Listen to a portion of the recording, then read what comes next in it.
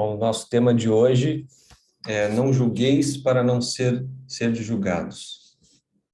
É um tema bem relevante, como todo evangelho tem temas relevantes, né?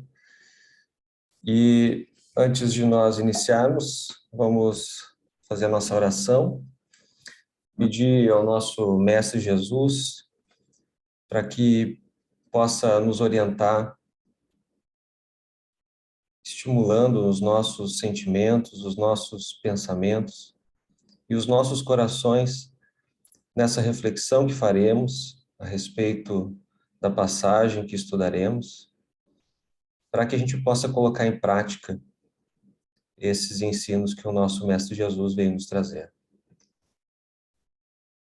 Que ele possa nos amparar. E, como sempre, para aclimatar os nossos corações, nós vamos iniciar com uma poesia do Valdo Lima, que está no livro Sermão do Monte, e ele tem a ver com o nosso tema. Então, o poema tem o título de Do Juízo Temerário. O homem se revela desumano, se julga o seu irmão sem indulgência, firmado tão somente na aparência, que ilude e não explica o ato insano. É fácil censurar o ser humano ao longe sem viver-lhe a experiência, por ato de explosiva violência gerada por paixão ou desengano. Na vida, quando então tu decidires julgar alguém por erro cometido, é só por inclemência assim agires. Por ti todo o sermão foi esquecido, e aí, com a medida que medirdes, com ela tu serás medido, tu serás também medido.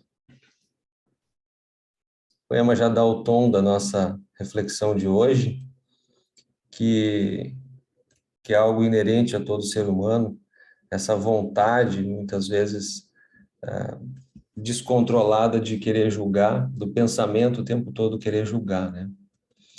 Vamos ler a nossa perícope, o trecho do Evangelho. Ele está no Mateus e também no Lucas, esse trecho, essa perícope.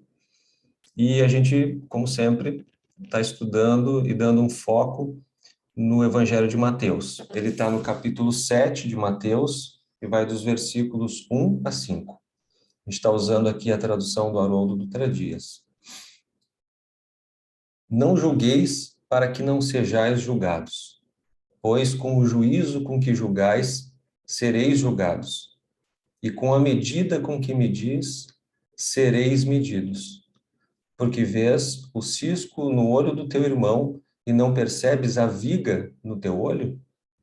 Ou como dirás a teu irmão, deixa que eu retire o cisco do teu olho, e eis a viga no teu olho? Hipócrita, retira primeiramente a viga no teu olho, e então verás em profundidade para retirar o cisco do olho do teu irmão. Aqui Jesus dando uma repreensão, né? Repreendendo necessariamente as nossas consciências, mas de uma forma a nos mostrar o equilíbrio entre aquilo que a gente precisa fazer diante de nós, perante nós e perante o próximo.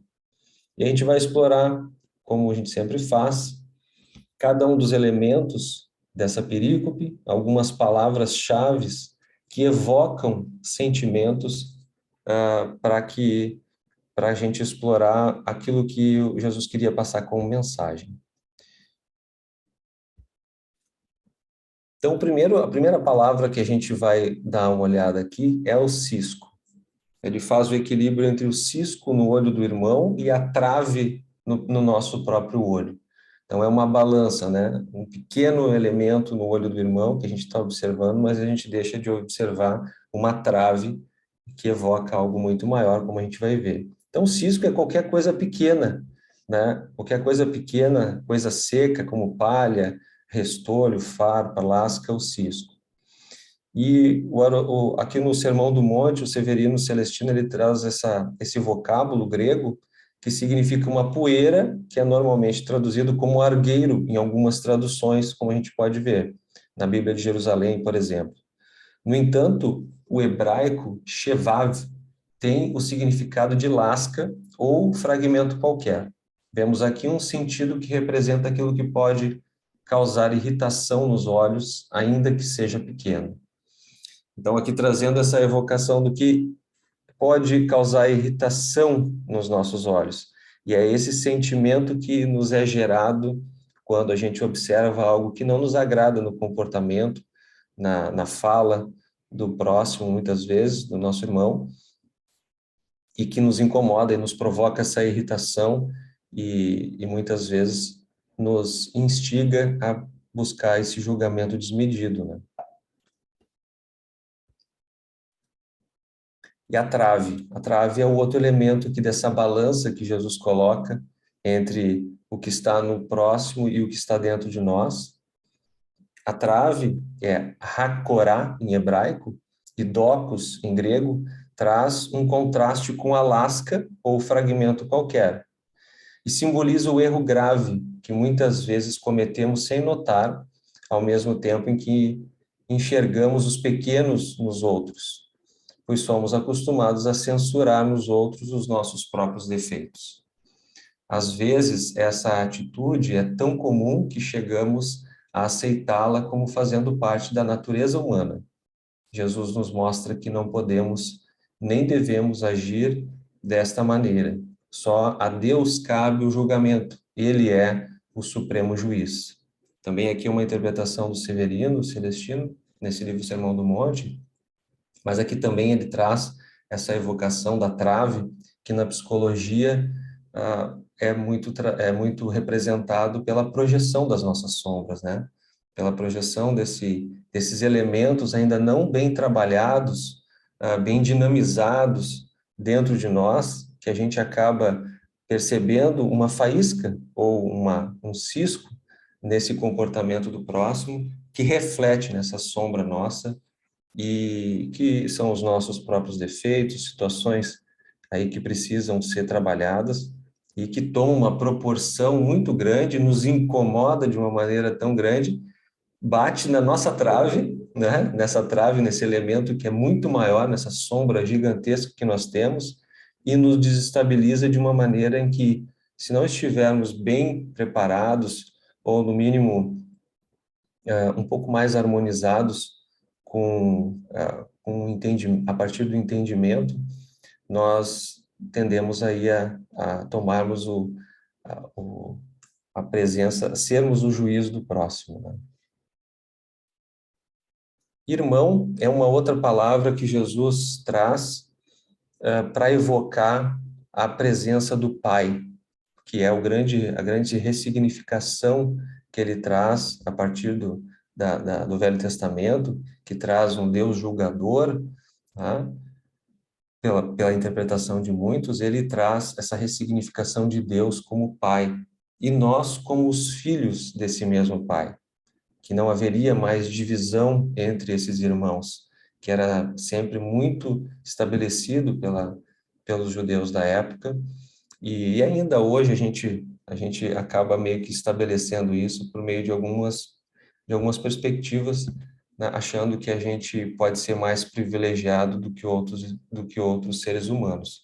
Mas aqui a palavra irmão quer evocar que nós somos filhos do mesmo pai e da mesma mãe. E aqui tem as referências do Gênesis, onde isso está estabelecido.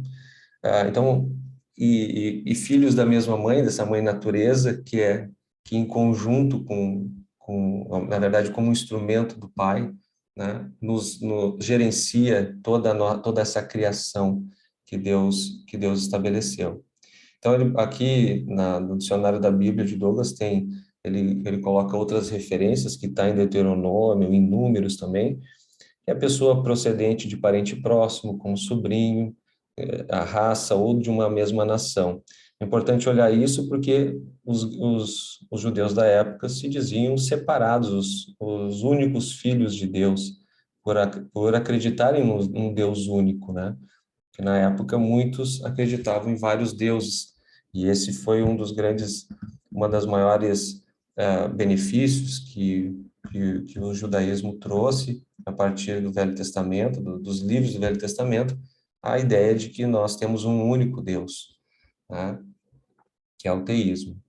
E isso é muito bem evocado por Jesus o tempo inteiro, e a palavra irmão aqui quer trazer este, este, esse sentimento de que todos somos filhos do mesmo Pai, e estamos no mesmo processo de evolução, e, mais uma vez, por isso a gente não pode estar julgando o outro. Olho é outra palavra que aqui o termo hebraico que foi escrito, que foi interpretado na época, o termo hebraico para olho é ain, que tem paralelos em outros idiomas do Oriente Próximo, e é usado a respeito do órgão físico do homem. Isso é uma referência de Gênesis, dos animais, no versículo 30 e 41, no capítulo 30 e 41, ou ainda de Deus, em linguagem antropomórfica, como aparece nos Salmos. Ou seja, algo antropomórfico, algo de elemento físico para estabelecer uma conexão com esse divino que nos observa, né? E também para indicar certos objetos. Tá ali em Ezequias e no Apocalipse, muitos elementos físicos também são estabelecidos como, são dados e evocados como elementos paralelos ao olho físico, que também tem uma conexão espiritual. No hebraico, fala-se dos órgãos físicos como se fossem a agir semi-independente e igualmente possuem qualidades psíquicas e morais. Então, era atribuído a alguns elementos físicos essas, tanto que muitas vezes a gente diz, né, o olhar do outro diz muito sobre o comportamento ou o possível comportamento, e até mesmo a gente sente a energia do próximo a partir desse olhar. Então sempre teve, e no hebraico não era diferente, no mundo hebreu e no grego também. Assim é que o olho não é apenas dotado de visão, mas também é orgulhoso, tá? Como aparece em Isaías, tem piedade, como aparece em Deuteronômio, sono, aparece em Gênesis, mas sempre trazendo esse significado do sono do espírito, né? Não necessariamente do corpo físico, o desejo, que também está em Ezequias, apesar que Paulo salienta a interdependência dos órgãos físicos, na primeira carta a Coríntios, Mateus, no 5:26, preserva a noção hebraica da função quase auto-independente do órgão. Então, aqui ele quer mostrar que Paulo mostra essa interdependência física, mas que o elemento olho, ela tem essa conexão com a parte espiritual e ela é um símbolo que evoca. Para simplificar, é justamente essa evocação que a gente precisa trazer quando Jesus coloca esse elemento cisco ou a trave no olho, ele está abrindo uma porta de conexão com o nosso espírito, com essa alma imortal que vai além desse corpo físico e dessa personalidade que anima esse corpo físico em favor de um espírito que está em processo de evolução, né, e que está caminhando aí por várias etapas, por várias vidas. E hipócrita, que é uma chamada de atenção mais forte de Jesus. Esse termo hipócrita em grego representa o homem que não conhece em si mesmo a presença do erro, ou ainda não reconhece quando está agindo de uma forma censurável. E é o mesmo sentido que a gente toma até hoje dessa mesma palavra. E erro aqui tem a ver, que é o significado no grego da palavra pecado. Então, é errar o alvo. Isso é hipocrisia, que foi tomando outras palavras, outras formas, né? Esse mesmo sentido foi tomando outras formas, outros sinônimos, e o hipócrita ele sofre de uma doença qualquer nos olhos da alma, mais uma vez a referência dos olhos. Um cego não vê claramente, daí o dever de não julgar, cego da alma. Aquele que julga está muitas vezes na situação de cego. Por isso, quem julga deve ter o dever da humanidade, que está ligado também o da prudência. A palavra hipócrita é usada por 20 vezes no Novo Testamento, nos evangelhos sinóticos, que são aqueles evangelhos como aqui Marcos, Mateus e Lucas, sempre com o significado de mau sentido. Então, ele chama essa atenção para que a gente possa realmente, já nos evocando a presença do juiz interno a julgar e olhar realmente, fazer essa acepção aqui a serviço de quê que o nosso julgamento está, a serviço de quem esse julgamento, esse nosso olhar está, né? A serviço do nosso egoísmo, da nossa vaidade, do nosso orgulho. Enfim, é uma reflexão bastante profunda. E a outra palavra que é uma palavra-chave dentro da nossa metodologia, está vinculado ao como, é o julgamento, ou julgar. Passar julgamento contra os outros é convidar processo semelhante a seu próprio respeito. É um processo de espelho, né? De espelhamento. Em segundo lugar, não estamos qualificados para isso. Quando a mulher apanhada em adultério foi trazida à presença de Jesus, disse ele: aquele que dentre vós estiver sem pecado, seja o primeiro que lhe atire a pedra. Olha que interessante, eu acho muito interessante essa forma, a forma como Jesus ensinava, porque mesmo diante de uma situação em que ele tinha que trazer alguma colocação a respeito, como ele foi nesse contexto da mulher adúltera ali, ele foi instigado pelos doutores da lei, aquela turba que envolvia ela e queria apedrejá-la. Jesus também ensinava com o ato de não dizer exatamente o que deveria ser feito ou como deveria ser julgada aquela mulher, mas o que cada um deveria olhar para dentro de si para depois entender se realmente aquele ato de querer apedrejar fazia sentido. E isso tem um poder enorme, né? Que isso era característico dos mestres da época, enfim, de todos aqueles, daquela forma de ensinar, mas que Jesus levava num patamar de maestria que nunca foi visto e nunca se verá, pelo menos enquanto não todos se tornarem Cristo aqui na Terra, né? Então é isso, ele mesmo não tomando parte, mas também mostrando a todos que tomassem parte daquilo que eram responsáveis, né? Inclusive porque nesse contexto, né, não apareceu os outros dois que estavam no processo de traição ali, né? Porque para haver uma traição, haver um pecado de traição, como dizia na época, precisa de no mínimo 3 pessoas, né? Então é importante a gente olhar para a forma como Jesus ensinava muitas vezes sem julgar, né? E ele não julgava, na verdade. Ele mostrava e fazia, tirava de dentro de nós esse poder que a gente tem e que a gente precisa desenvolver de auto-refletir de refletir sobre os nossos próprios atos e comportamentos. Então, Jesus aconselhou o homem com a trave no olho e a não preocupar-se com tirar o cisco do olho de um irmão, enquanto não tivesse resolvido sua própria condição. Então, muitos ali poderiam estar sendo traidores e ali estavam como hipócritas, como a gente viu na palavra anterior. Nossas consciências não são libertas de peso que possamos nos permitir a julgar os outros. Esse arbítrio é realmente daninho, visto que nos distrai do autoexame, que é um dever primário do crente. E isso é muito importante, gente. A gente não está livre disso a todo momento, mas é importante a gente fazer essa reflexão, porque a cada comportamento que a gente vê, a gente assume esse papel. E agora a gente sai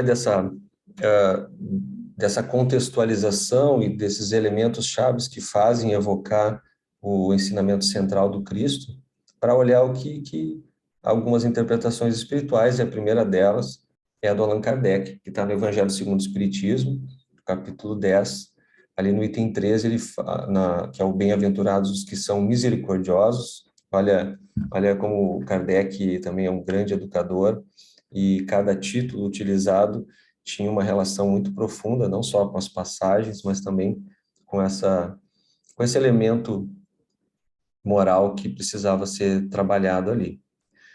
Então ele diz o seguinte, falando sobre esse tema, né? A censura lançada à conduta de outrem pode obedecer a dois móveis: reprimir o mal ou desacreditar a pessoa cujos atos se criticam.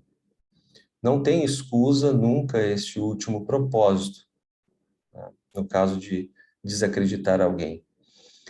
Porquanto, no caso, então, só há maledicência e maldade. O primeiro, no caso, a reprimenda do mal, ele pode ser louvável e constitui mesmo, em certas ocasiões, um dever, porque um bem deverá daí resultar. E porque, a não ser assim, jamais na sociedade se reprimiria o mal. Não cumpre, aliás, ao homem auxiliar o progresso do seu semelhante. Então, ele está mostrando que é de nossa responsabilidade reprimir o mal.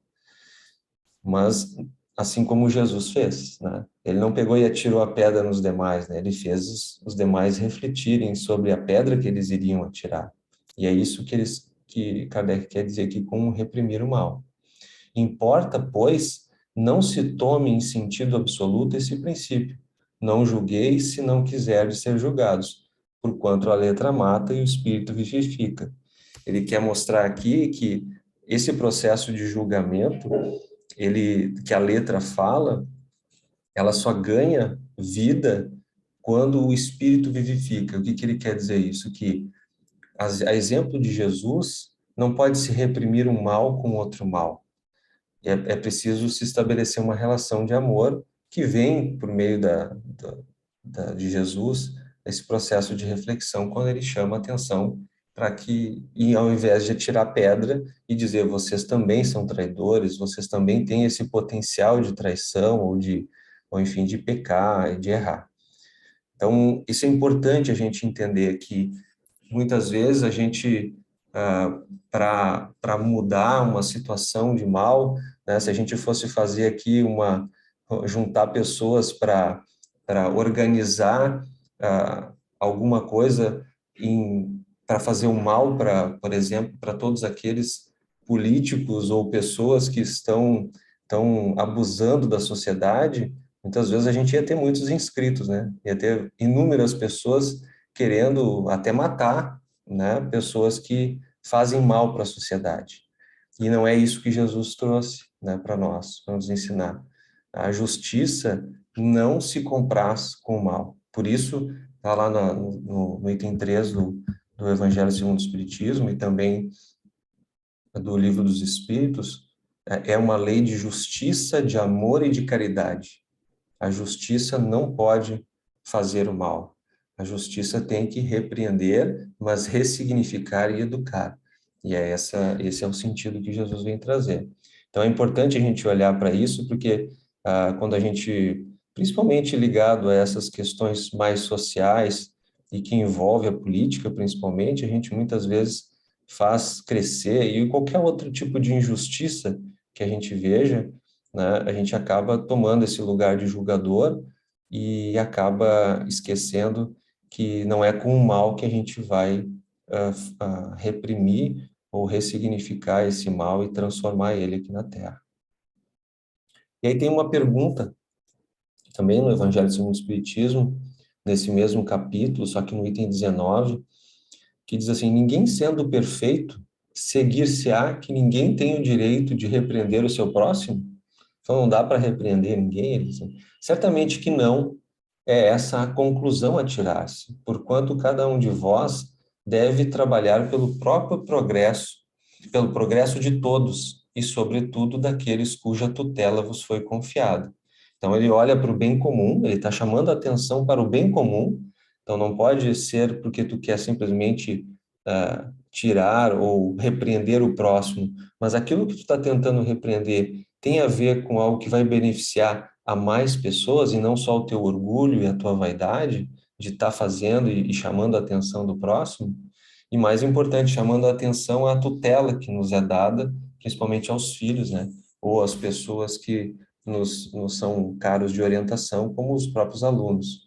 Então, é sempre para o bem comum que a espiritualidade tenta nos abrir os olhos. Mas por isso mesmo deveis fazê-lo com moderação, para um fim útil, e não, como as mais das vezes, pelo prazer de difamar. Tá? Então, muitas vezes é essa a intenção, é de fazer com que o outro seja descoberto como o errado da situação ou como uma pessoa malvada. Nesse último caso, a repreensão é uma maldade. No primeiro, é um dever que a caridade manda seja cumprido com todo o cuidado possível. Ao demais, a censura que alguém faça ao trem deve ao mesmo tempo dirigi-la a si próprio, procurando saber se não a terá merecido. É uma mensagem de São Luís. Eu quero trazer um exemplo aqui, uma historinha para ilustrar, rápida, essa frase aqui, porque ela é bastante filosófica, né? Apesar de ser bastante direta também. Tem uma história que é verídica, segundo alguns livros, em que uma Mahatma Gandhi fazia muitos momentos de atendimento às pessoas nas ruas, né?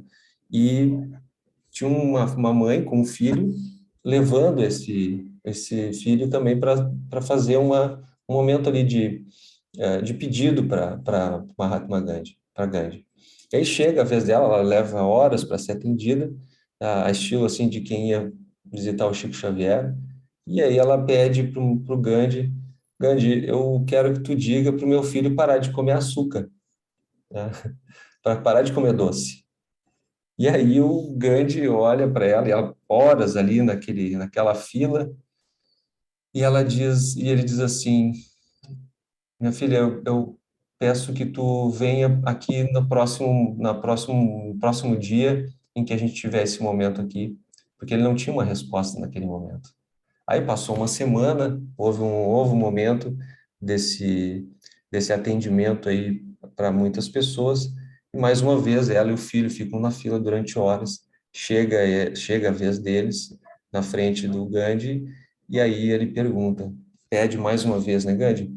Pode pedir, repreender o meu filho e dizer para ele parar de comer açúcar, aí, ou comer doce, né?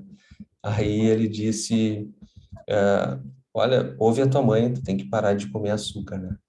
E aí ele diz assim, aí a mãe diz, tá, mas por que que tu não, se tu disse isso agora, por que que tu não disse antes também, né, Gandhi? Porque fez eu vir ficar horas, mais uma vez, horas numa fila para falar isso que poderia ter falado antes. Aí ele diz assim, é que eu tive que começar a parar de comer açúcar antes de poder falar isso para ele. Então ele viu que ele fazia a mesma coisa que tinha sido pedido para ele. E é isso que o Kardec colocou, que o São Luís colocou aqui na mensagem, né? Ele diz aqui que, ao demais, a censura que alguém faça ao trem deve, ao mesmo tempo, dirigir a si próprio, procurando saber se não a terá merecido. Então, antes mesmo dele tentar dizer isso a pedido de uma mãe, ele foi ver para dentro dele. Não, mas eu não posso repreender alguém que come açúcar porque eu como açúcar. É o equivalente em várias outras camadas e níveis, que aqui, nesse caso, tem a ver com julgamento, né? Então, é esse convite que Jesus e Gandhi estão pedindo para nós. Vamos olhar para dentro de si, que é algo extremamente desafiador, né?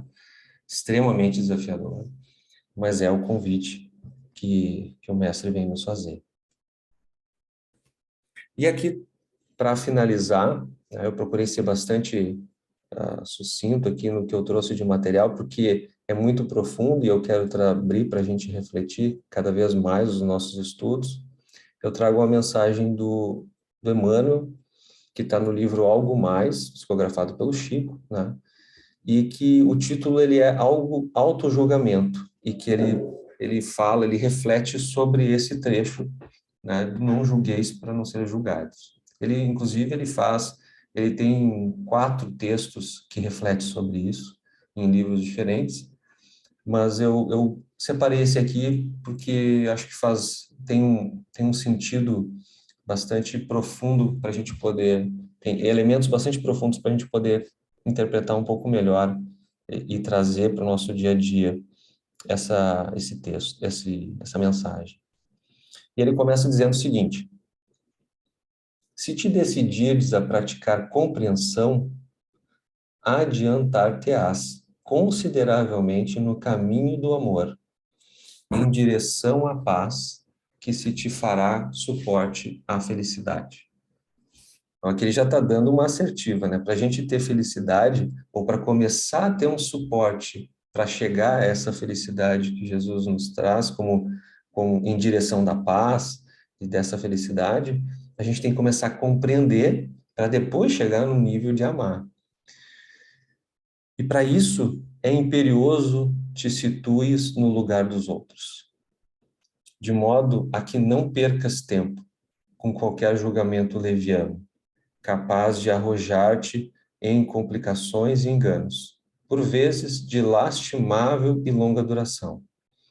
A mágoa, muitas vezes, a gente fica remoendo e ela tem a ver, muitas vezes, com julgamentos que são feitos, né?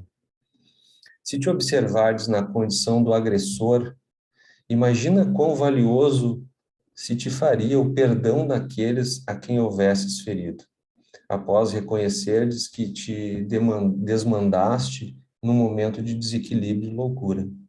Então, aqui ele está chamando a atenção que muitas vezes a gente pode não ter sido estimulado, né, e não ter passado por aquilo que o outro passou, né, para poder se tornar um agressor. Fosses a pessoa encarcerada em penúria e doença, e saberias agradecer os gestos espontâneos de quem te doasse alguns minutos de reconforto ou leves migalhas de auxílio. Uma das coisas que Chico fazia muito, né, e que, óbvio, a gente está muito distante de fazer isso, né, mas era visitar os presos, né? Ele ia muito a presídio, justamente porque talvez ele tinha acesso a muitas coisas da própria reencarnação e também o amor que ele carregava, né? Caso te visses no lugar de pessoa caída em tentação, reflete se poderias haver resistido com mais eficiência ao assédio das sugestões infelizes. Muitas vezes a gente acha que está à frente do outro, né, e já é superior o suficiente, mas na verdade a gente não foi, né, estimulado ou tentado de maneira igual ao outro para chegar a cometer aquele erro, né? Que talvez a gente tenha tanto quanto aquele que cometeu, né, a base para cometer aqueles erros. Estivesses na posição daqueles que controlam a fortuna ou o poder, a influência ou a autoridade, e examina por ti mesmo qual seria o teu comportamento. Colocando-te na situação dos companheiros em lágrimas que viram partir entes amados sob a neblina da morte, mentaliza a extensão do sofrimento que te dilapidaria o coração ao perder a companhia daqueles que mais amas. Muitas vezes a gente julga a sensibilidade do outro mesmo, né? E julgando a sensibilidade do outro, a gente quer colocar ele sob o nosso jugo, né? E dizer que ele tem que mudar aquele momento de tristeza, por mais que seja difícil, né?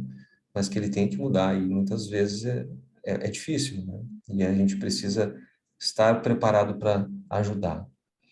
De quando a quando, sujeita-te no silêncio aos testes dessa natureza de reflexão, dialogando intimamente de ti para contigo, e descobrirás em ti as fontes de renovação espiritual a te nutrirem os sentimentos com os novos princípios de tolerância e humanidade.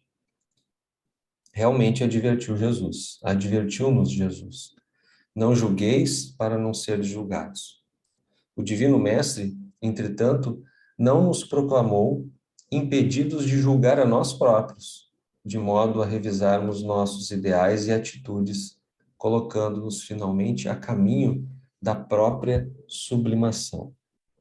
E eu quero destacar aqui, mais uma vez não, quero destacar aqui essa frase última, colocando-nos finalmente a caminho da própria sublimação. Ele está nos convidando a um processo de início aqui, ninguém quer ver a luz, e eu sempre chamo a atenção desse aspecto, porque muitas vezes a gente deixa de estudar o Evangelho deixa de fazer a reforma íntima, deixa de buscar a luz porque acha que vai viver preso eternamente nas trevas e que por estar em condições de erro, de engano, de ignorância, vai permanecer eternamente ali. E não é esse o objetivo. É importante a gente ter consciência de que, mesmo com, assim como o Chico falava, né, eu me sinto um verme rastejando, mas ele dizia assim, mas sempre para frente, né? Ele dizia assim, eu estou rastejando, mas sou um verme, mas sempre para frente. Ele não era, ele não queria o evangelho e o processo de sublimação não leva em questão a ignorância, mas sim a intenção de se transformar. E aqui ele finaliza com essa frase, dizendo que colocando-nos finalmente no caminho da própria sublimação. E foi isso que o Cristo, a meu ver, e aí eu já deixo aqui para que a gente possa refletir sobre esse aspecto, foi o que Jesus veio nos fazer, né? Nos dar um grande chacoalhão para nos trazer e essa dimensão de um caminho que a gente pode se colocar, né, para começar a caminhar na própria sublimação, que é essa transformação do espírito. Então, é um convite, né, esse auto-julgamento, esse texto falando sobre o auto-julgamento, que o Emmanuel nos faz, assim como Jesus nos fez há 2000 anos atrás, a partir dessa frase, que muitas vezes pode parecer simples, mas ela tem essa profundidade, que é o quanto a gente está realmente se apropriando desse poder divino de autotransformação e de possibilidade de nos sublimarmos, né, e de buscarmos a luz, por mais que seja rastejando um pouquinho todos os dias para frente, como dizia o Chico, mas sim com esse propósito. Tá? E eu acho que esse algo a mais que dá no título do livro e que é uma das mensagens do Cristo, né? O que fazeis de algo a mais é justamente isso, é buscar a compreensão, é buscar se adiantar nesse caminho da paz e da felicidade que a gente tanto procura, que o mundo nos traz muito somente pelos aspectos materiais e que a gente acaba às vezes ignorando essa capacidade que a gente tem de sublimação por meio desses processos aí de compreensão e de auto-julgamento, não com o objetivo de se machucar. Não é esse o objetivo.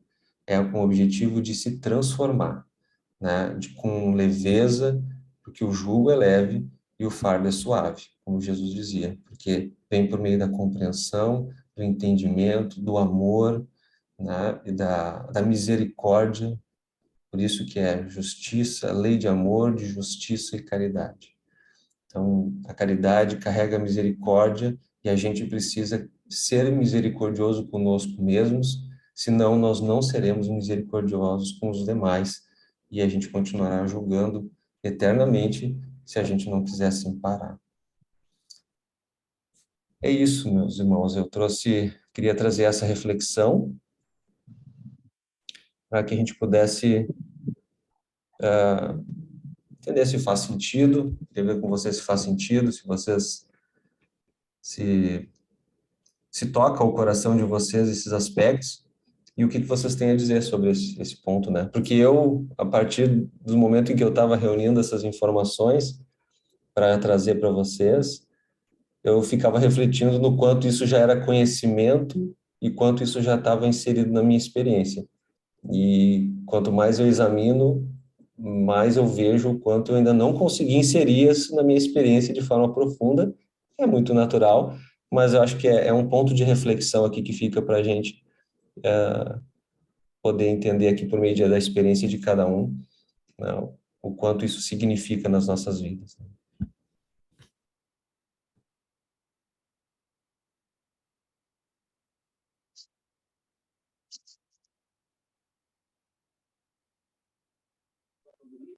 Eu, eu, eu até, assim, te ouvindo, lendo o texto, eu comecei a refletir de como a gente é intrínseco, é, nem tem como fazer uma analogia quando começou, como é que foi nos colocado intrinsecamente, como adotamos essa crença, né? Não é o caso, mas como temos como a educação relacionada à censura. Incrível, né? Claro, eu tenho 50 anos, nasci em 70, ainda uma época eh, de, de censura educacional, moral, né? Bons costumes, é primordial para uma boa educação, né? A gente sabe como a educação é difícil, né? Mas apresentada de certa forma como única num padrão geral, né? A gente não tendo como outras alternativas, né? Claro que existem, sempre existiram, mas talvez com pessoas mais esclarecidas, mais estudadas, né? Buscando, né? Ou pessoas que a gente sabe quantos lares com pais e mães tão sábios que souberam educar seus filhos, né? Sem a censura. Mas eu fiz essa reflexão, como é incrível como a gente intrinsecamente tem que a censura é uma forma boa de educar, né? E ela faz esse processo que eu não tinha, talvez, feito essa análise do julgamento, né? É um julgamento. Foi muito interessante esse teu início ali, sabe? Uma boa reflexão para mim. Legal.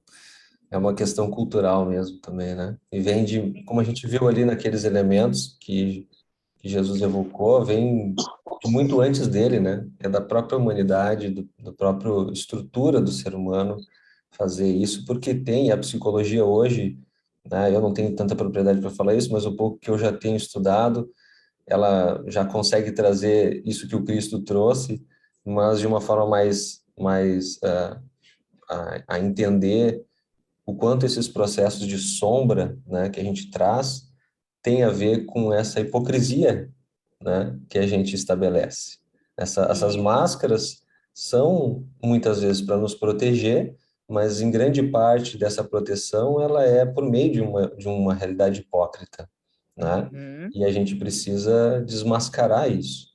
E isso não é nos enfraquecer, isso é muito pelo contrário, nos fortalecer como, como pessoas que precisam se unir e não se degladiar, né? Que é isso que uhum, também a nossa cultura hipócrita nos convida, né? A guerra. isso, E a gente está vendo isso, isso, né? Em pleno 2022, a gente ainda tem evocações de guerra. E isso é basicamente um ato de julgamento, né? isso. Isso. E assim, quando Gandhi fala também, né, que ele pediu para a mãe e o filho voltarem, para ele poder fazer analogia. E isso também é, né, um aprendizado que a gente, né, que culturalmente a gente tem, de ensinar o outro e não se ensinar, né? Então a gente vem com um processo de hierarquias, né? E a hierarquia exige que tu ensine, né? Que tu ou dê ordens ou tu comande, independente de tu te ensinar, né? Ou fazer a análise do ensinamento para poder com propriedade passar o ensinamento. Gandhi traz isso, né? Traz essa reflexão para nós. E é um trabalho difícil porque muitas vezes nós precisamos ensinar sem ter o tempo de se auto-ensinar, porque nós, como adultos, estamos muito mais enraizados em nossas crenças, né? Na dificuldade de trabalhá-las, né? E os processos de ensinamento acontecem, seja através de filhos, seja através de trabalho também, né? Ou de algum amizade também, qualquer processo de ensinamento, né? Sem propriamente ser o pai e filho, né? Que eu digo. E, e é difícil, muitas vezes, às vezes a gente precisa tomar a propriedade, eu não consigo fazer ainda, mas se eu tivesse oportunidade, eu gostaria que fosse assim, e assim poder ensinar o outro como eu gostaria que fosse, de uma melhor forma. Hoje ainda não faço isso, mas eu gostaria que fosse assim, então vou passar para aquela pessoa o que realmente seria bom para fazer. Eu não consigo. Então, talvez a gente consiga, às vezes são as ações, né, que a gente precisa fazer sem poder ainda retrabalhar, sem ter trabalho, sem ter tempo ainda de se retrabalhar, ressignificar. Mas se a gente conseguir fazer uma reflexão, né, a parada, né, que eu digo, às vezes a gente tem que parar, se autoescutar. Não, só um pouquinho. Como que eu posso ensinar, né? Eu não fiz isso, mas como eu gostaria que fosse, né? Isso ajuda um pouco a gente nesse trabalho de aprendizado, de autoconhecimento, né? Sim, e ele também traz um aspecto que é fundamental, que no processo de educação, ele começa pela humildade. E foi essa a grande mensagem do Cristo, né? Ele, para educar a humanidade, ele começou por onde, né? Expressando o mais alto nível de humildade, nascendo Uhum, um espírito de luz, o governador, quem ajudou a co-criar esse planeta, nasceu num lugar onde, num coxo, né? uhum, E é mais ou menos o que o Gandhi fez nessa expressão. Ele, mesmo na altura moral que ele já tinha, ele, ele sabia o poder que a humildade tem de trabalhar ele próprio antes do outro. uhum, E isso já é um grande aprendizado, né? O que eu não digo também e o que eu não faço ensina, porque eu ainda tenho que fazer coisas em mim e por isso eu não falo e eu não faço. Isso uhum, é bem importante também. Legal isso que tu uhum, trouxe, Cléia. uhum, Bem, professor, eu entendo que muitas vezes as pessoas acham que sabem tudo, né? E que são donos da verdade e donos da. Aí entra a humildade, né? De refletir, de aprender, de voltar, muitas vezes, para nós, educadores também, voltar a estudar, voltar aos bancos escolares, se preparar para as novas situações, né? E estudar, né? Ter humildade de refletir diante das situações antes de tomar medidas que não que talvez no nosso entendimento naquele momento seja certa, mas não é, né? É certa porque não temos o entendimento total da situação, né? Eu acho que é mais ou menos isso que a Cléia quis dizer também, né? E foi o que o Gandhi foi fazer, ele foi ah, foi, fazer aquela experiência de ficar sem o doce para poder orientar de uma forma melhor, né? O poder moral, ele está na experiência. Ele não está no acúmulo de Sim. conhecimento, né? A gente só consegue refletir moralmente algo que a gente quer passar pela experiência, né? A gente até pode Mas tem despertar que reflexão. É, é o que a gente está fazendo aqui. A gente está despertando reflexão através de informações. Eu não tenho envergadura moral para poder, né, falar sobre o não julgueis, mas a gente pode trazer elementos para fazer essa reflexão. E é porque justamente a gente ainda não tem esse poder moral que fala mais, que não precisa de palavras, né? Só precisa de presença.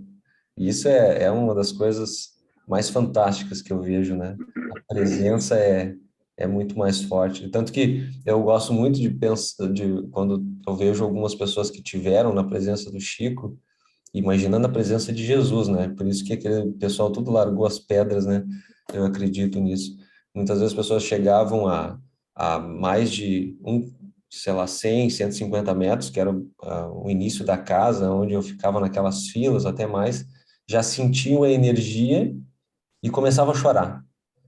Isso, para mim, é a expressão da experiência. Claro que é um outro nível e a gente está aqui só para entender e a diferença, né, que a gente tem e a escala que a gente precisa ainda avançar, que é isso que a gente está fazendo aqui, buscando combustível para nos colocar na experiência de se colocar como humildes e muitas vezes olhar uma situação e dizer Cara, eu preciso ouvir mais, eu preciso ver, olhar, prestar atenção nisso, e me colocar no lugar do outro, né? Como o Chico fez indo aos presídios, entender, né, o que levou essas pessoas a estarem ali, né? E se ele talvez não cometesse aqueles mesmos erros, né? Para ter aqueles objetivos, esse entendimento é muito importante. Hoje em dia a gente tem fé que as pessoas tenham essa preocupação, né, de que aquelas pessoas, aqueles que cuidam dos presos, que ficam ali encarcerados, assim, tenham esse entendimento de não como um castigo, e sim como a ressocialização, né, o que fazer para aquelas pessoas, para que a gente possa ajudá-los, né, isso. Eu sempre digo que quando comecei a estudar o espiritismo, né, me identificar com o espiritismo pela sua doutrina, e principalmente eu acho que de divisão de muitas religiões, o espiritismo traz, né, essa grande acreditar da vida passada, né, a vida futura, né, nos enxergar não só como esse físico, não só como essa existência. Quando eu comecei a absorver isso, né, o primeiro olhar que eu comecei a trazer foi isso que está falando, Cléo. Quando tu olhar a dor do outro, eu também estive numa situação dessa. Hoje eu não estou, mas com certeza em algum momento eu estive. Numa prisão, com certeza eu estive naquela situação. Fazendo escolhas, né? Às vezes boas, às vezes ruins, para se manter naquele lugar ou para sair daquele lugar. Então, isso para mim foi o maior exemplo, assim, a maior experiência que eu tive com o espiritismo foi fazer essa posição de me colocar. Eu, né, já estive naquele lugar, já passei por aquilo ali. E para a gente evoluir, também para mim é outro grande aprendizado, que existe o plano espiritual e ele está para isso. Para eu evoluir, sempre teve uma mão para me tirar dali, né? Junto com o meu desejo, seja ela encarnada, seja ela desencarnada, né? Porque a gente tem os anjos encarnados que vêm para nos estender a mão e os anjos desencarnados que estão sempre conosco, né? Então, isso foi assim a minha experiência com o espiritismo foi assim essa que eu trago mais presente comigo. Legal, muito bem lembrado. Isso aí me fez lembrar uma frase que o Haroldo Dutra Dias usa muito, né? Ele diz assim, a gente já encarna aqui no cheque especial, né? Sim, Espiritual. Ou devendo, seja, devendo. e a gente imagina julgar ainda a gente chega que se a gente fosse abrir a nossa folha corrida espiritual, como ele diz, né, como um bom juiz, Isso, a gente não pararia de pé, não pararia de exatamente, pé. E muitas vezes não exatamente. precisa nem olhar para outras existências, muitas vezes é olhar para essa Isso, existência para mesmo, essa mesmo. a gente Isso vê que aí. a gente não pararia de pé, gente. É. E esse para mim é o maior exemplo da misericórdia divina. E o quanto a Uhum. gente precisa entender e equilibrar, né? Porque muitas vezes a interpretação da misericórdia leva para aquele ao coração mole. O Isso, evangelho não combina com ingenuidade. Isso é uma frase do Emmanuel também que eu levo muito, né? A isso. misericórdia não combina com ingenuidade, mas também não combina com maldade, Isso. tá? E que é o que muitas vezes a gente interpreta de maneira equivocada, né? Não combina com maldade. Muitas vezes eu vendo vídeos e situações, né, principalmente no noticiário, que hoje eu deixo de assistir, eu sentia no meu coração a vontade, muitas vezes, né, de praticar muitas coisas que não eram boas. E só naquele sentimento eu já via que, gente, então baixa a bola, meu guri, baixa a bola. Então, tem muito cheque especial ainda para sanar, gente. Isso aí, exatamente. Um bom dia aqui da Terra dos Mergulhões. Bom dia, Luiz. Um grande abraço. Meu amigo mergulhão. Pá, minha conterrânea. Hoje está um dia maravilhoso aqui, você não faz ideia. Bom. Sabe que eu cheguei agora no final, passamos primeiro pela aula da reciclagem, maravilhoso, sensacional. E o tema que vocês estão debatendo faz assim, eu sou de uma geração que dizia assim, faz o que eu digo e não faz o que eu faço. Aí nós fomos passando pelo tempo, evoluindo, acabei constituindo uma família e daí eu já tinha conhecimento da doutrina espírita e tudo mais. Pensei assim, agora eu não posso usar esse mesmo lema, não é? Eu tenho que entender diferente. Agora o lema é o seguinte, se tu fazes, eu também posso fazer. Então, passei a pensar assim e corrigir muitas coisas em mim. Bueno, ontem conversava com a minha irmã e nos falando, eu digo assim, eu acho que o planeta Terra, no nosso entendimento, está num umbral intermediário. Se eu conseguir reencarnar neste mesmo umbral, eu vou ter tido um avanço, porque eu tenho que já curei muitas coisas em mim. Então, isso me possibilita permanecer nessa mesma faixa vibratória. Se eu progredir mais, bem, melhor para mim. Talvez não haja tempo necessário neste plano terreno para adquirir, né, esse passaporte aí. Mas, até o momento, nós estamos muito satisfeitos com a nossa peregrinação por esta terra, por este planeta. Tem sido muito bom, tem sido maravilhoso, porque volta e meia a gente faz uma reflexão desde a nossa chegada a esse plano aqui. A gente não se importa muito em querer saber o que a gente foi no passado, se foi isso, se foi aquilo, porque a gente sabe, pelos nossos sentimentos, a gente sabe. Não precisa que ninguém nos diga. A gente sabe o que tem dentro da gente para poder refazer, renovar, reconstruir.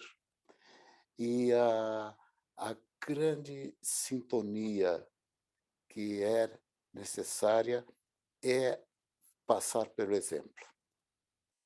Eu sou exemplo de mim mesmo, sou exemplo para os outros, mas eu ainda tenho muitas coisas a consertar. E quando eu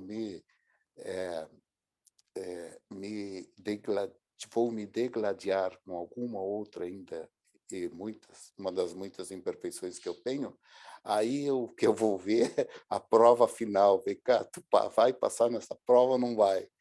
Né? Porque em certas coisas eu não sou mais ignorante. Até então, se erros que eu pratiquei foi por extrema ignorância. Mas agora eu já sei, não posso repetir, porque aí a falta vai ser em dobro. E assim, então esses momentos são muito bons para a gente poder refletir. Vocês trazem uns temas assim que fazem a gente pensar profundamente, individualmente. É muito bom. Um abração para todos aí. Estou com saudade de dar um abraço em todo mundo. Até mais. Até mais. Obrigado pela contribuição, Luiz. Oi, gente. Olá, Oi. Tudo bem? Oi. Tudo. Eu gostaria de falar também um pouco sobre esse julgamento, né? A parte do julgamento. Isso é uma coisa que eu estou focando muito agora. Eu tenho lido bastante no meu Evangelho no Lar, tem caído, e eu converso muito com o Vitor, né, na hora do nosso Evangelho no Lar sobre isso, né, sobre o julgamento. E eu estou focando muito nessa parte da minha vida, nisso, né, que é não julgar as pessoas, porque todos nós julgamos, né? Não é eu sou espírita, nunca julguei, o fulano nunca julga, ou o outro não julga. Não é o caso. Todo ser humano tem isso, né? Eu acho, assim, para mim, todo mundo julga. Só que a gente vai entendendo que não se julga o outro porque, assim, ó, tu não gostaria de ser julgado, né? Quando te julgam, tu não gosta. Mas a gente tem que focar nessa parte que aquela pessoa, tu acha, por que tu julga? Porque a gente acha sempre que a gente está certo, né? Em tudo. Então, e nós não estamos certos em tudo, mas nós achamos, por isso que a gente julga, que só nós estamos certos, né? Tudo que tu faz está certo. E que tu fica pensando assim, ó, aquela pessoa não está vendo, é óbvio aquilo que tu não está enxergando, que isso não se faz, mas ela não teve. Eu digo para o meu marido assim, ó, aquela pessoa ainda não teve o entendimento daquilo que tu já está entendendo. Assim como tu não está entendendo muitas coisas ainda, e talvez ela já está entendendo aquilo que tu ainda não entende, né? Eu falo isso para ele, falo isso para meus filhos, falo isso para mim mesmo, né? Para mim entender e não julgar mais, entende? Porque é isso que eu estou colocando na minha vida. Eu não quero mais julgar, entende? Eu já estou nesse propósito de entender o meu próximo. Quando ele está agindo de um modo que eu não estou concordando, que eu sei que aquilo é normal para mim, é natural que não se age daquele jeito, mas ele ainda não entende, ele não está compreendendo que aquilo ali não é o bom para ele. Mas vai chegar no momento que ele vai entender, né? Assim como nós entendemos aquilo agora. Então, por isso que eu já estou tirando isso, o julgamento da minha vida, né? A gente pode pensar assim, bah, aquela pessoa que assaltou, que matou, mas como que não pensa isso? Ele ainda está ignorante para ele, aquilo ali, ele fazendo aquilo, ele está conseguindo as coisas para ele, né? Eu entendo, assim, né? É o que eu estou botando na minha vida, entendendo que nem Jesus colocou. Aquilo que ela estava fazendo não era o correto, mas que nem ele estava querendo mostrar para todos nós que atire a primeira pedra quem não tiver nenhum pecado. E, na verdade, não é pecado, né? Porque fazem coisas. Mas, assim, ó, que não tiver nenhum pecado. Todos nós fizemos alguma coisa que ainda não está no correto das leis divinas, das leis de Deus, das leis que Jesus nos ensinou, né? Que ele teve aqui na Terra, nos mostrando o próprio exemplo, que nós temos que seguir ele. Se a gente seguir aquele exemplo de Jesus, e entender aquilo, né? Não adianta só seguir e, que nem estava falando do hipócrita, né? Hipócritas são as pessoas que geralmente falam, pregam, mas na verdade não fazem, só querem mostrar para alguém que quer que aquilo ali é o certo, né? Então, que nem o Gandhi estava falando, não mandou a mulher vir no outro dia, por quê? Porque ele teria sido hipócrita se ele dissesse para o menino parar de... Se ele também não fazia aquilo, entende? Como é que ele ia conseguir passar para ele uma coisa que ele também não estava entendendo? E é isso que a gente tem que entender do nosso próximo, né? O nosso próximo não está entendendo aquilo ainda. E é aí que entra nós poder estender a mão para o nosso próximo e tentar mostrar para ele de um modo delicado, né? Não grosseiro nem com ignorância, sempre fazendo o amor com amor, né? Ajudar o nosso próximo, que é isso que Deus quer, né? Que Deus e Jesus vem nos mostrar, sempre estendendo a mão, fazendo o bem para o nosso próximo, ajudando eles a entender aquela parte que eles ainda não entendem, né? E eu acho que o mais importante disso ainda é dentro da nossa própria família, que a gente tem que fazer isso, né? Que às vezes com os nossos filhos, com os nossos maridos, né? Tudo isso. Então, a gente aprende dentro da própria família, acho que é o mais importante. Depois, a gente faz na casa espírita, na rua, com os nossos amigos, com as pessoas que estão junto com nós, né? Eu entendo isso. Tudo que tu está entendendo, tu está passando aqui, nem nós estamos fazendo aqui agora. Nós estamos um ensinando ao outro. Eu estou dizendo alguma coisa, a Clélia está dizendo alguma coisa. Então, agrega em tu ampliar a tua mente e agregar aquilo para ti e botar em prática, né? Não adianta só tu agregar para ti, eu sei, eu entendi.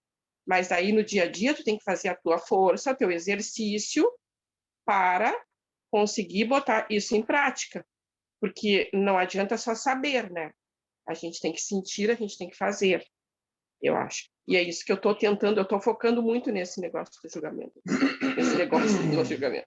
Nessa parte do evangelho é muito importante, muito boa para nós. Muito obrigada pelo pela aula de hoje, foi muito ótimo. Obrigado pela reflexão. Obrigado pela reflexão. E te ouvindo falar e também ouvindo o Luiz, me veio uma coisa muito importante, que é, além da gente ter a humildade, nos evoca dois caminhos, né? Evoca um caminho de entender aquilo que a gente ainda não conseguiu atingir, né? Mas também evoca aquilo que a gente já conseguiu atingir, de Sim, entender o quanto a gente já conseguiu conquistar, e isso não tem nada com, isso nos traz aquele elemento de não se prender à falsa modéstia, a entender que essa conquista que a gente já adquiriu, por menor que ela seja, ela é um elemento e um combustível para nos impulsionar para frente, é para verdade. novas conquistas, e eu acho que isso é fundamental, né? É tão importante, eu acho que é nesse sentido também, dentre todos, de vários outros sentidos, que Jesus traz o que ele fala, e que estar com ele é mais leve e o jugo mais suave, porque a gente consegue reconhecer na própria humildade as nossas conquistas e aquilo que ainda é necessário conquistar. E em conjunto isso fica cada vez mais forte, né? Sim. Ficar feliz, né, com a nossa própria evolução, quando tu sente assim, bah, como eu já entendi isso, como é bom, e tu fica feliz, tu fica emocionado. Eu fico emocionada com cada coisa que eu entendo e que eu digo, ai, muito obrigada que eu já entendi isso, eu estou conseguindo entender, estou melhorando aquilo que tu está falando. Ficar feliz e dar valor para a nossa evolução também. O Luiz trouxe bem isso, né, da gente também fazer esse olhar, porque a gente está crescendo, e como tu disseste também, de fazer esse trabalho de não julgamento, é incrível como sobra mais tempo para a gente se olhar, né? Sim. É, parece assim, ó, e claro que tudo que a gente tem que cuidar muito dos nossos hábitos, né? O julgamento, ele vira um hábito, né? Ele acaba até sendo ações, né, e pensamentos habituais, né? Que às vezes tu não tem nem propriedade para fazer o julgamento e tu faz, né? Então ele se torna um hábito quando tu não cuida isso, quando tu não faz a vigília. E fazendo esse trabalho que tu está comentando, a gente vê quanto mais tempo a gente tem para a gente se olhar, para a gente se escutar, para a gente se julgar no bom sentido, né? Ó, eu fiz isso, por que eu fiz, né? Então, como sobra mais tempo e mais leve a gente fica. Verdade. Exatamente. Obrigado, Cléia.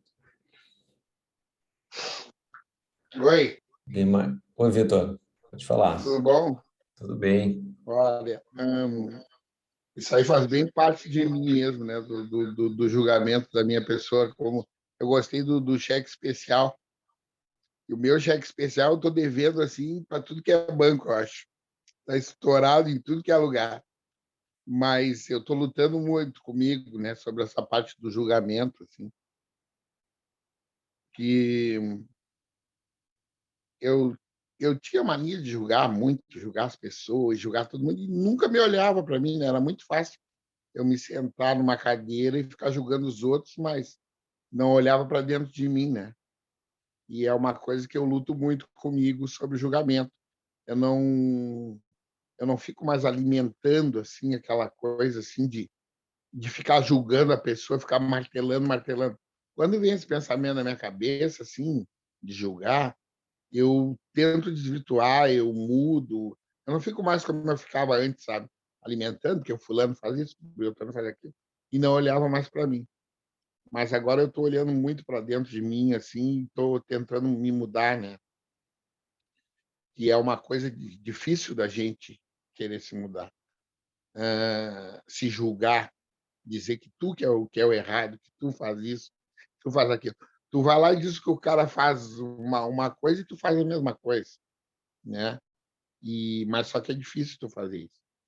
E aí, como eu tenho um anjo guardião encarnado também, né? Eu tive esse merecimento, que é a Dona Rosa, e ela me alerta muito sobre isso, né? Me conversa muito comigo sobre essas coisas, assim, e eu continuo naquela, né?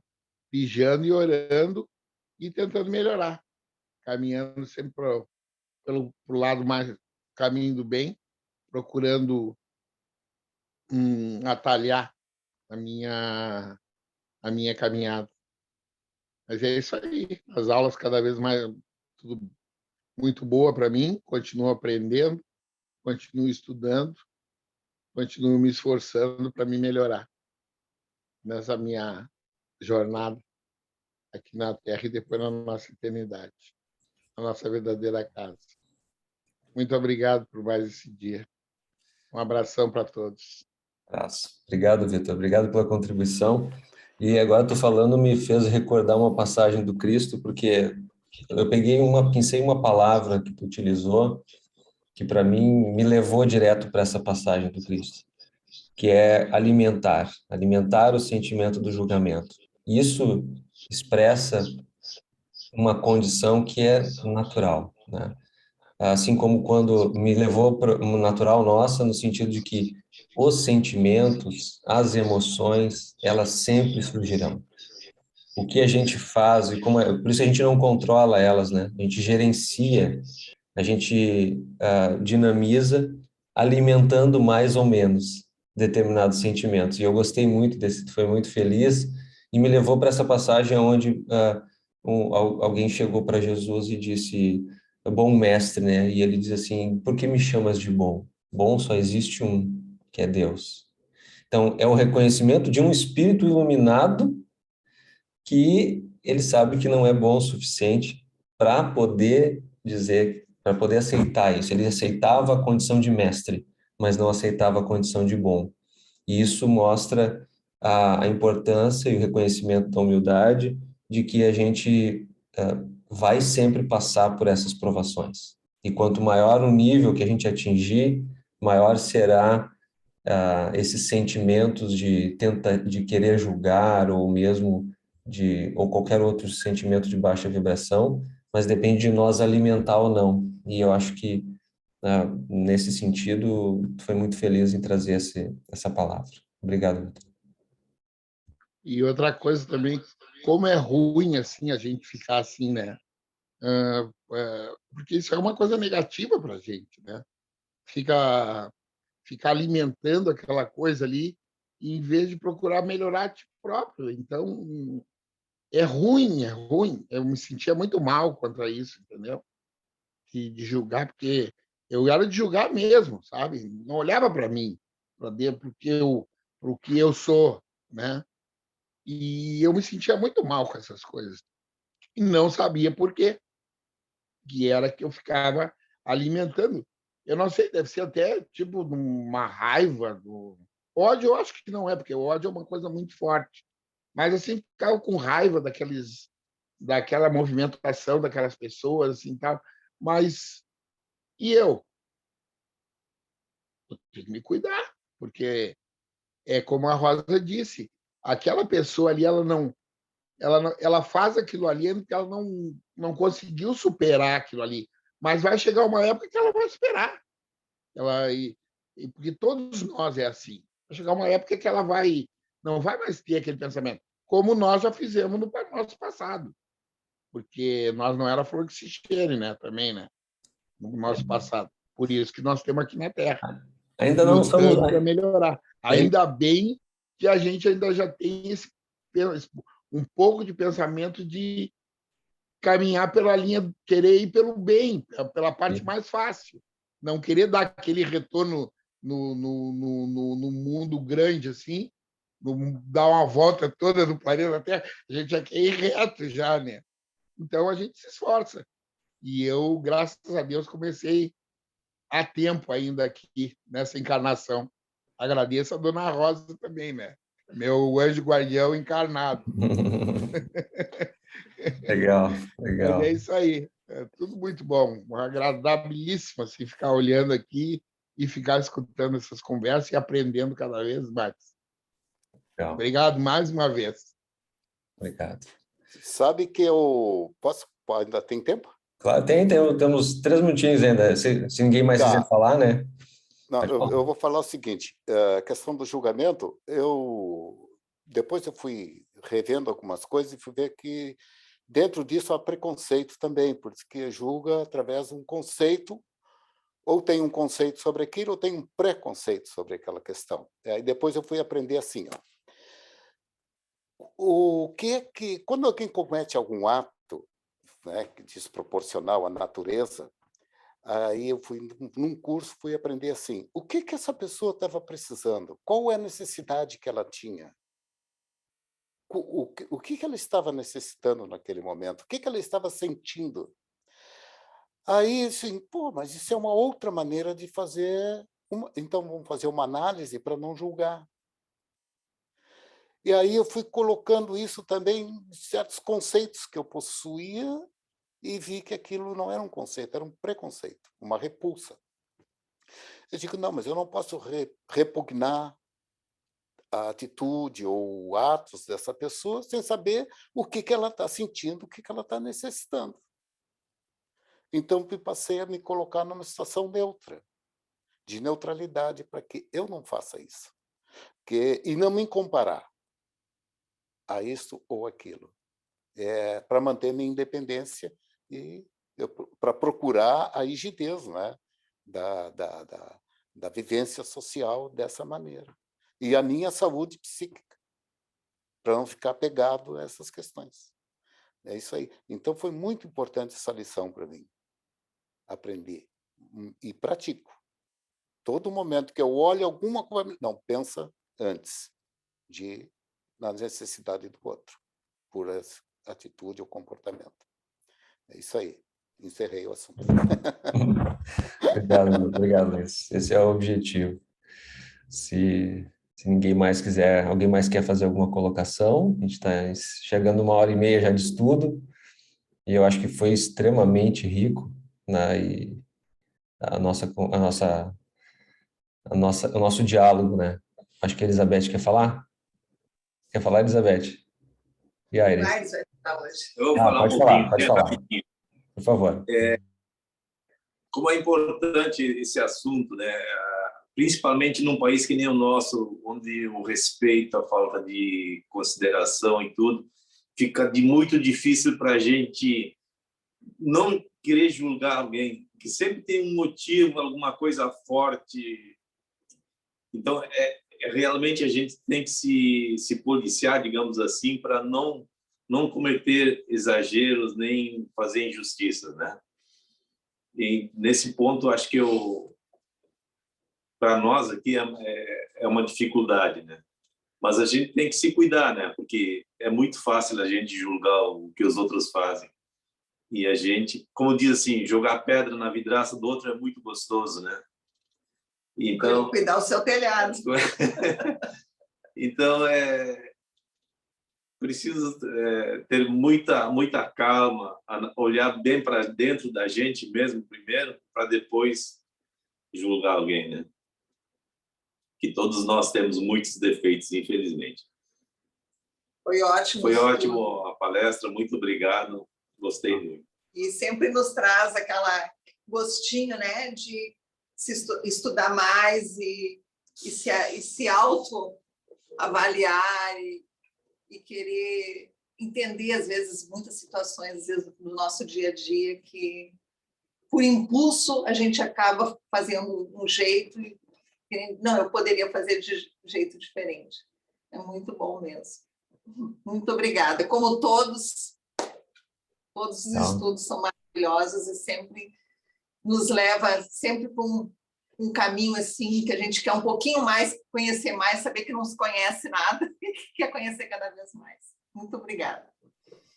Obrigado a Jesus por nos dar essa oportunidade de estar aqui unidos, né? E que a gente possa estar unidos novamente no próximo encontro e com o coração aberto. Eu acho que isso é o mais importante. Coração aberto para receber, né?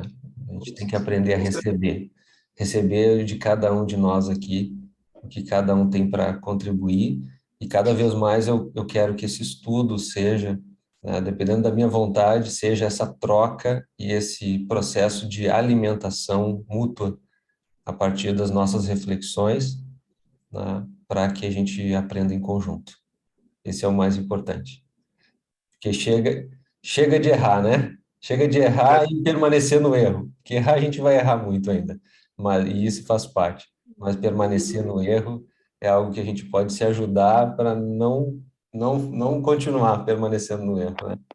Voltar, como o Luiz disse aqui, para esse mesmo lugar, um pouquinho melhor, né?